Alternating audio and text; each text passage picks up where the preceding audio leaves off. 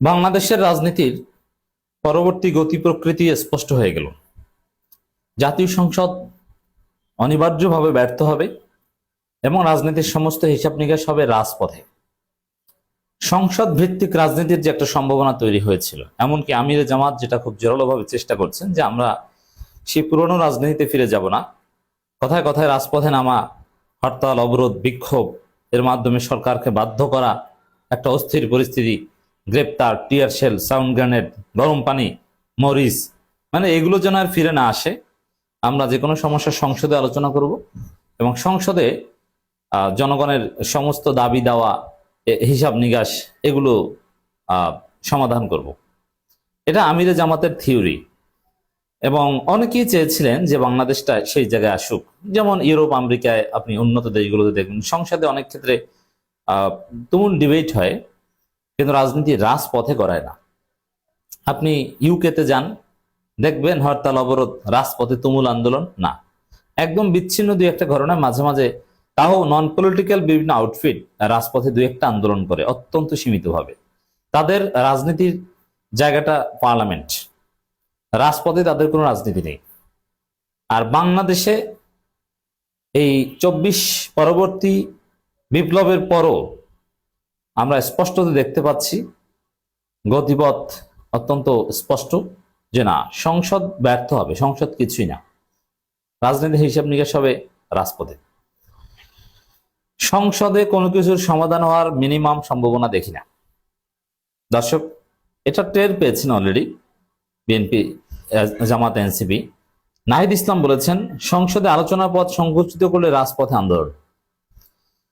এখন তিনি কন্ডিশন দিয়েছেন সংসদে আলোচনার পথ সংকুচিত করলে, আর আমি বলবো যে সংসদে আলোচনার পথ ডেফিনেটলি সংকুচিত, বা সংসদে আলোচনা করতে পারবেন কিন্তু এর কোনো ভ্যালু নেই, এটা কোনো ভ্যালু অ্যাড করতে পারবে না। কারণ কি দেখেন, বাংলাদেশে যদি জুলাই সনদ বাস্তবায়ন না হয় তাহলে সংসদ কোনো গুরুত্ব বহন করে না। কেন?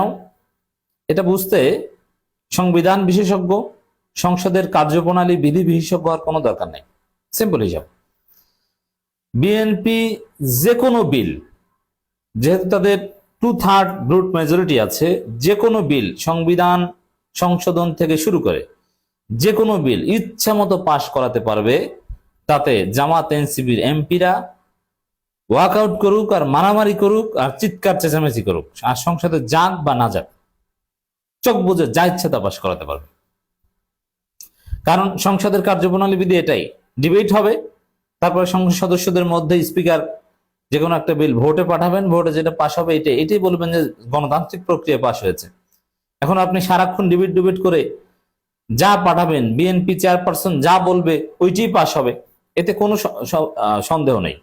আর বাংলাদেশের রাজনীতিবিদরা এতটাই দলকানা, বিএনপির এমপি তো দূরের কথা, তারা তো আছেই, বিএনপির যারা বিদ্রোহী হয়ে স্বতন্ত্র সংসদ সদস্য নির্বাচিত হয়েছেন তারাও বিএনপি, কোনো সন্দেহ নেই, তারাও ওই তারেক রহমানের বিলের বাইরে কোনোদিন ভোট দেবে না। যেমন রুমিন ফারহানা, আপনি দেখেছেন যে রুমিন ফারহানা স্বতন্ত্র, কিন্তু সংবিধান সংস্কার পরিষদের সদস্য হিসেবে শপথ নেওয়ার যে বিষয়টা, তখন জামাত এমপিরা যখন শপথ নিচ্ছিলেন সাথে ইশরাক এবং রুমিন ফারহানা ছিলেন, কারণ তারা দেরিতে গিয়েছিলেন। ইশরাক এবং রুমিন ফারহানা উঠে চোরের মতো চলে গিয়েছে, তারা শপথ নেয়নি। এর মানে তারা বিএনপির মাধ্যমে নির্বাচিত না হলো, তারা দিন শেষে বিএনপি। তাহলে কি দাঁড়ালো? সংসদের বর্তমান সিস্টেম অনুযায়ী কোনো সমাধান হওয়ার সুযোগ নেই।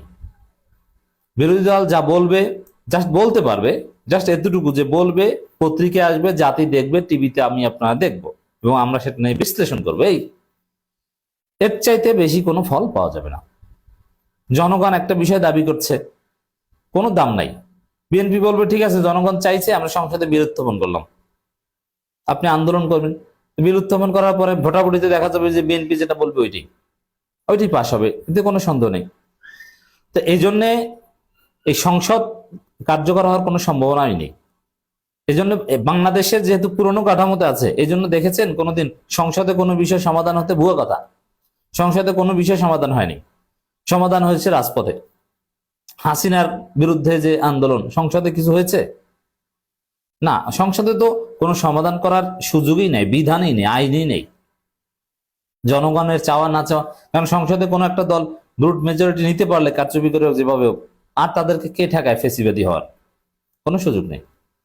এজন্যে যেহেতু ইতিহাসে এরকম কোনো এক্সাম্পল নাই বর্তমান কাঠামোতে সংসদে সমস্যা সমাধানের, ভবিষ্যতে এরকম হবে না। হ্যাঁ, যদি জুলাই সনদ বাস্তবায়ন করা যায় তাহলে আমরা সেই আকাঙ্ক্ষিত রাজনীতি দেখতে পারবো, সংসদ ভিত্তিক রাজনীতি। তখন হয়তোবা রাজপথে চিৎকার চেঁচামেচি, গরম পানি, হলুদ মরিচের গুঁড়া নিক্ষেপ করা কিংবা টিয়ার শেল, সাউন্ড গ্রেনেড, এগুলো হয়তোবা রাজপথে আর আসবে না। জুলাই সনদ বাস্তবায়ন করার আগ পর্যন্ত সংসদের ওই অর্থে তেমন কোনো গুরুত্ব নেই। তখন ধরতে পারেন একদলীয় সংসদ। তো দর্শক, সংসদে আলোচনা পথ সংঘোষিত করলে রাজপথে আন্দোলন এটাই হিসাব নিকাশ। তবে যদি জুলাই সনদ বাস্তবায়ন, তাহলে সিস্টেমটা কি অ্যাটলিস্ট এখন যেটা হবে, হ্যাঁ জুলাই সনদ বাস্তবায়ন হলে যে ব্রুট মেজরিটি কমে যাবে বিএনপি তা না। সবচাইতে পারফেক্ট হতো যদি এরকম হতো যে ঠিক আছে বিএনপি ক্ষমতায় এসেছে, বিএনপি 160 আসন পেয়েছে, বাকি 140 আসন জামাত এনসিপি পেয়েছে। তখন বিএনপি চাইলেও ইচ্ছা মতো কোনো কিছু পাশ করাতে পারতো না। যদি এরকম হতো যে স্বতন্ত্র সংসদ সদস্য রয়েছে 11 জন, ওই 11 জন যদি বিএনপির পক্ষে ভোট না দেয়, তাহলে তাদের সমস্ত এমপিরা চেষ্টা করলেও কোনো বিল পাশ করতে পারবেন না। তখন সবাই মিলেমিশে সমাধান করে একটা যৌক্তিক সমাধানে আসতে বাধ্য হতো। তবে এখন যেহেতু সিট ওরকম না, তবে একটা জায়গা আছে, জুলাই সনদ বাস্তবায়ন করেন, কয়েকদিনের মধ্যে উচ্চকক্ষ গঠন করেন, পিয়ারের ভিত্তিতে উচ্চকক্ষ গঠন করেন, সেখানে জামাত এনসিপি প্রায় 40% সিট পাবে, বিএনপি প্রায় 60% সিট পাবে, বিএনপি 50% আর অন্যান্য। তাতে যেটা হবে, একটা ভারসাম্য আসবে এবং গুরুত্বপূর্ণ বিলগুলো উচ্চকক্ষে পাঠানো হবে। আর উচ্চকক্ষ একটা মতৈক্যে পৌঁছানো ছাড়া সেটা পাশ করতে পারবে না, এবং ওখানে ব্যালেন্স হয়ে গেল, ফেসিবাদ থেকে গেল, সোজা হিসাব। তাহলে দর্শক, জুলাই সনদ বাস্তবায়ন, এই যে সংস্কার কেন চায় না দলগুলো, বুঝতে পারছেন? কারণ সংস্কার হলে তো তাদের ইচ্ছা মতো ফেসিস্ট হয়ে ওঠা যাবে না। সংস্কার ঠেকানো গেলেই সংসদকে অকার্যকর করে যা ইচ্ছা তা করা যাবে। রাজপথে আন্দোলন তো দমন করা যায়, আর সংসদের চিৎকার যুক্তি এটা তো দমন করা যায় না।